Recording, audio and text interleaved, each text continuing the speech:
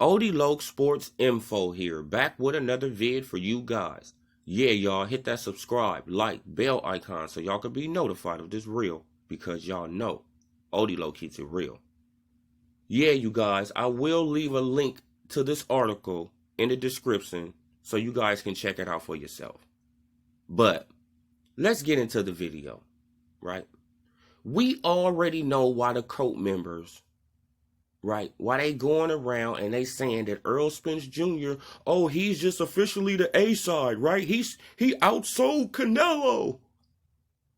And this is a damn shame that I have to come on here and defend Canelo, right? Because I'm not a huge Canelo fan. I give him his respect, yes, but I'm not a huge Canelo fan. But I have to come on here and defend Canelo, right? Because y'all know I keep it a buck. I keep it 100. I don't make money off of YouTube. I keep it 100. I say what the fuck I want to say when I want to say it.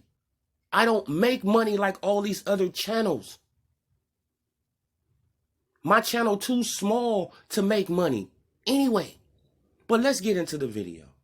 We already know that Earl Spence Jr., he was allowed, right, at the AT&T Stadium, him and Danny Garcia, they was allowed to have over 16,000 people there, right? They was allowed to have 16,000 plus people there, right?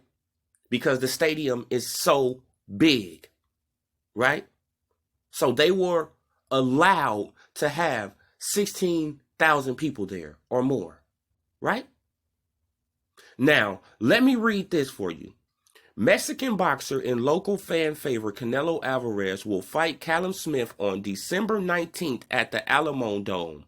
Despite seating being limited to 12,000 because of COVID-19, 95% of the tickets have been sold. Let me read that again, for the slow people. Despite seating being limited to 12,000 because of COVID-19, 95% of the tickets have been sold. Do y'all get that? Canelo Alvarez was limited to 12,000 people. He couldn't have more people come in the stadium. Right? So in this case, numbers do lie.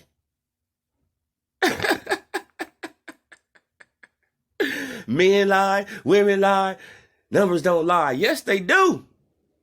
In this case, they do, because he was limited to 12,000 people. Earl Spence Jr. could have 16,000 people there. But I want y'all to think about this. With the 12,000 people there, Earl Spence had 4,000 plus more people at his fight. But he only, right, at the live gate, he only made 300 and something thousand more dollars than Canelo. Think about that shit. Now, if Canelo would have had 16,000 people in the Alamo Dome, he would have blew Earl Spence out the fucking water.